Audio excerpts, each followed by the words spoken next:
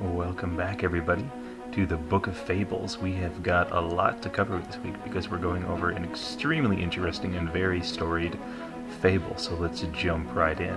One of my favorite characters in The Wolf Among Us so far has been Grendel, who hangs out at the Trip Trap and is known to be solitary and standoffish and fighty, but also very loyal to those who have earned his trust. So let's talk a little bit about Grendel, where he comes from, the history and interpretation of him. So last time on Book of Fables, we talked about Bluebeard, who was a personification of the monster within, and Grendel is a really good example of the monster without. Grendel is the first of three monstrous enemies fought by Beowulf. Another interesting fact to note there. Another hero whose name has wolf in the title, like we talked about earlier in the Book of Fables. So Beowulf was written in England, set in Scandinavia. It was written somewhere between the 8th and 11th centuries, and was probably collected and inspired by some earlier stories from just Norse tradition. Some people think that it was part of an earlier group of stories called the Bear's Son Tales, and that could be because Beowulf translates to Beowulf, which is another term for bear. It was argued fairly persuasively by none other than J.R.R. Tolkien, and by other people who've supported that position since then, that the earlier date is probably closer to when it was actually produced in the 8th century, which is no more than about 100 years after the Norse regions were Christianized. And so it's this very interesting synthesis of a Christianized story with these strong pagan roots. And I think when we look into Grendel himself and how he behaves, that's going to be very interesting to read. I've been reading a really good book lately called Christians and Pagans, which talks about the switch in the European mindset from a pagan to a Christian point of view, and just how different the two mindsets were, and the way that things were looked at and things were approached.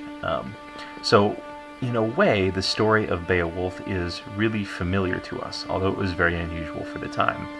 Briefly, it is the story of first a group of successful Danes led by Hrothgar, who established sort of a kingdom. They do well in battle.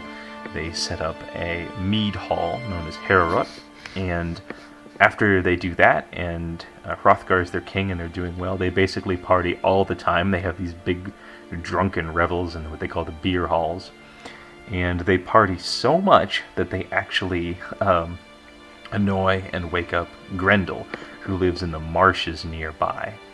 And Grendel is supposed to be one of the race of giants, somebody who in the Beowulf is identified as descending from Cain, who was the first murderer, and is commonly thought in some mystical forms of Christian mythology to have produced an entire range of monstrous offspring, giants and other half-formed creatures, trolls, and the things like that. However, Grendel also probably derives a little bit of his heritage from the Old Norse Yoten, who were the giants, although it's not really a good description of them. They were sometimes described as having prodigious size, particularly the older ones, but really, Yoten the association with giant comes from a bit of a linguistic mix-up.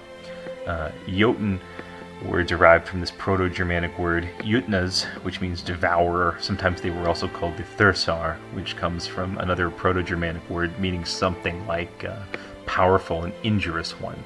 They were a race which were opposed to the Aesir and the Vanir, who were the gods, and considered to be equal in power to them in Norse mythology. And they were forces of entropy and destruction and devouring. The real trait that separated the two would be the Innengard and the Utengard. Innengard would mean within the enclosure, talking about things that are orderly, law-abiding, civilized. Utengard means things beyond the enclosure, which were chaotic and anarchic. So there was really this tension between the two groups that was going on. And we can see that Grendel was supposed to be a devouring spirit. So it's this really interesting synthesis of the concept of Utengard identified with biblical evil and with the idea of descent from the first murderer. Really comes together in the character of Grendel. The name itself for Grendel, people aren't exactly sure quite where it comes from.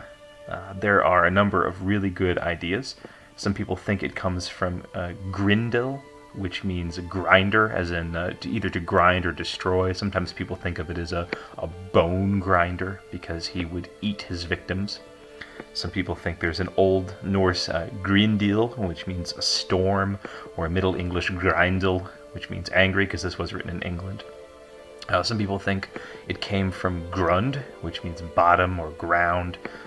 Sometimes grandi or grand would mean a coarse sand or a sandbank, because he lived away from the town in the marshes. The word itself, Grendel, comes up and means things like meres, lakes, and bogs. There would be things called Grendel's pits, which were just valleys that went through sort of uninhabitable areas. So Grendel's character is that of a monster. I said, Bluebeard is the monster within, Grendel is the monster without. And if we were going back to the idea of the wolf, but the story being to keep kids out of the forest, you could easily imagine the origins of Grendel being very, very old, and being the concept of sort of this angry marsh spirit, something that you would want to keep kids away from a marsh.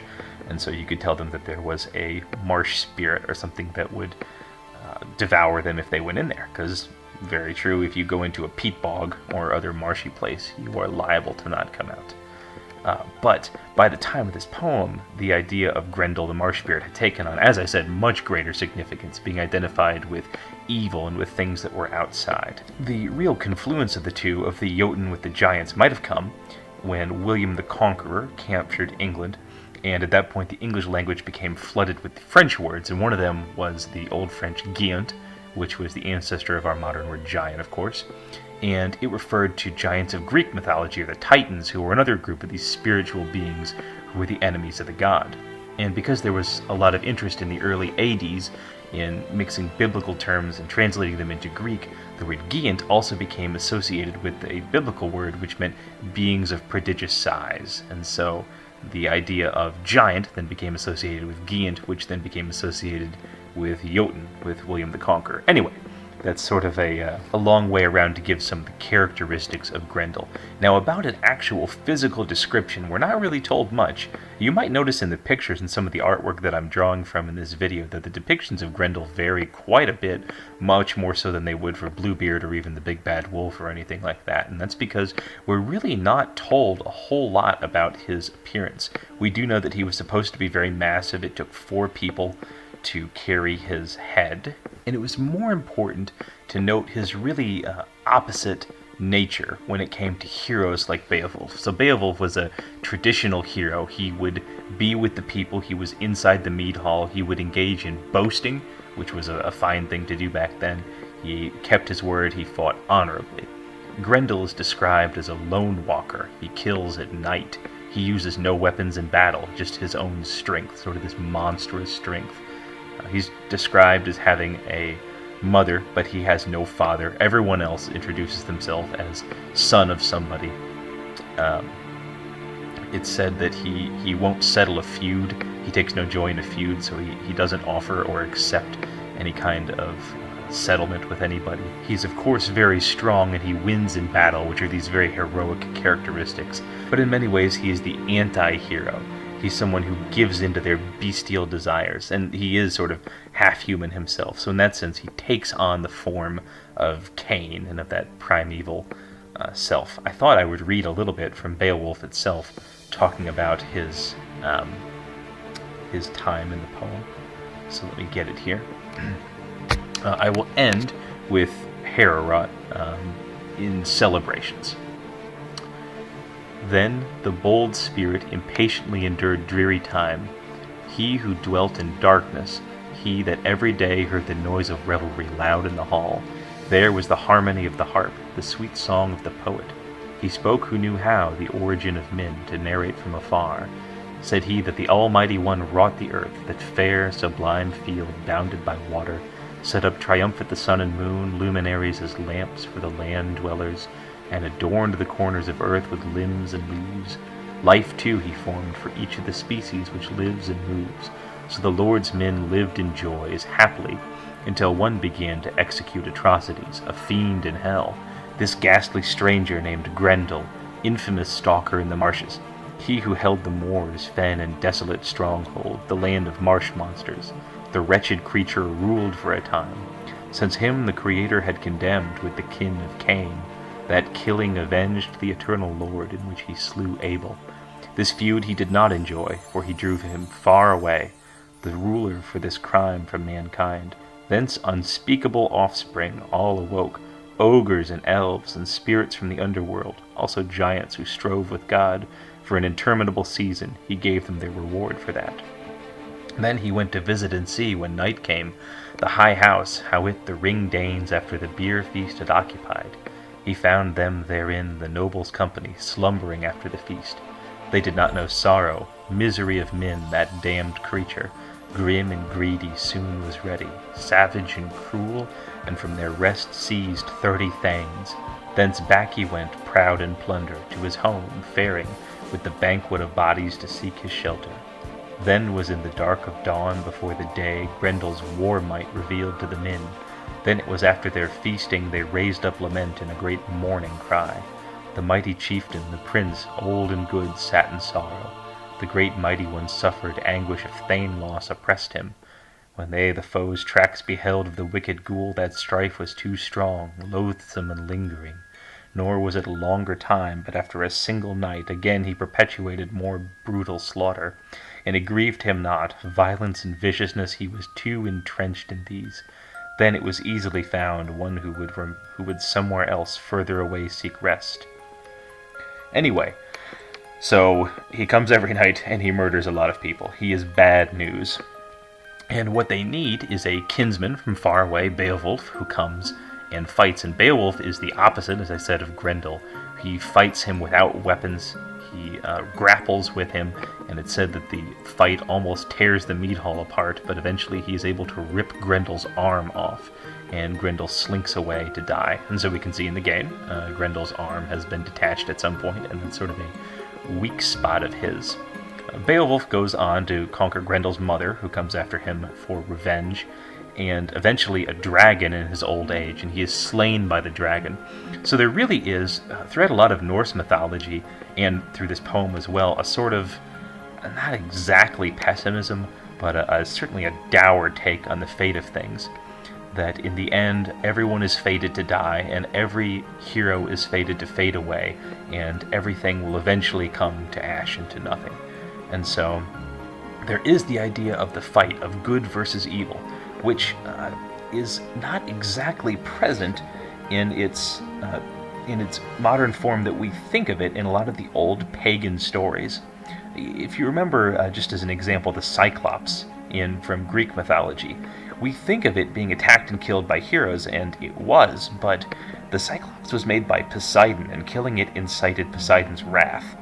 The idea of humans, especially heroes, questing and conquering a lot of monsters is really more of a modern take, and even more of a Christian idea, or a Christian tone to the stories. A lot of the old stories, the heroes were people who would do great things among other people, would do great things among their kin, but were also people who would commune with the god and who could have these mystical experiences, people who would walk in these liminal spaces.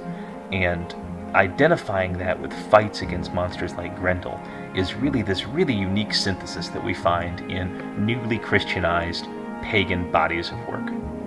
And so that's where we find Grendel, the World Realm Walker, and that's where we find Beowulf, although he doesn't show up in the story because I guess he was killed by the dragon in the end.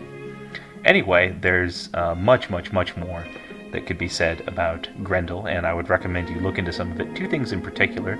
J.R.R. Tolkien actually wrote a little essay about Beowulf and how it could be interpreted that I would highly recommend. And there is a book by John Gardner called Grendel, which is sort of a modern or postmodern take on Grendel and the Beowulf story that I really like. It goes through a lot of Western philosophy, and it's kind of dark, it's kind of nihilistic, but I read it sort of by chance a while ago, and I really enjoyed reading it.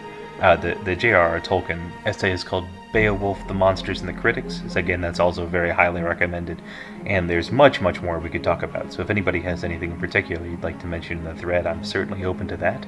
But that's just a little tiny peek into some of what Grendel means and how this threat from without became associated with a newly Christianized version of pagan histories. So thanks very much, and join me next time on the Book of Fables.